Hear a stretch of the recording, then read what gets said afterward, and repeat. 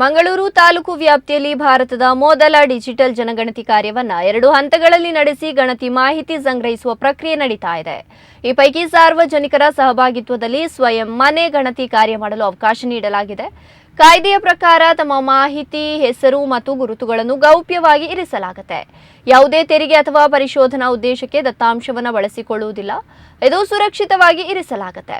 April 1 ರಿಂದ 15ರವರೆಗೆ ನಿರ್ದೇಶನಾಲಯದಿಂದ ನೀಡಿರುವಂತಹ ಸರಳವಾದ ಹಂತಗಳನ್ನು ಅನುಸರಿಸುವುದರ ಮೂಲಕ ಆನ್ಲೈನ್ನಲ್ಲಿ 15 ರಿಂದ 20 ನಿಮಿಷಗಳಲ್ಲಿ ತಮ್ಮ ಮನೆಯ ಸ್ವಯಂ ಗಣತಿ ಮಾಡಿಕೊಂಡು ಏಕೀಕೃತ ಸ್ವಯಂ ಗಣತಿ ಗುರುತಿನ ಸಂಖ್ಯೆ ಪಡೆಯಬಹುದು. ಪರಿಶೀಲನೆಗೆ ಬರುವಂತಹ ಗಣತಿದಾರರಿಗೆ ಸದರಿ ಐಡಿ ಒದಗಿಸಿ ಮನೆ ಗಣತಿ ಕಾರ್ಯ ಪೂರ್ಣಗೊಳಿಸಬಹುದಾಗಿದೆ. ಮಂಗಳೂರು ತಾಲೂಕಿನ ಎಲ್ಲ ಸಾರ್ವಜನಿಕರು ಸ್ಕ್ರೀನ್ನಲ್ಲಿ ತೋರಿಸಿರುವಂತಹ ಆನ್ಲೈನ್ ಲಿಂಕ್ ಮೂಲಕ ತಮ್ಮ ಮನೆಯ ಗಣತಿ ಮಾಡಿಕೊಳ್ಳಲು ಮಂಗಳೂರು ತಹಶೀಲ್ದಾರ್ ಪ್ರಕಟಣೆ ತಿಳಿಸಿದೆ.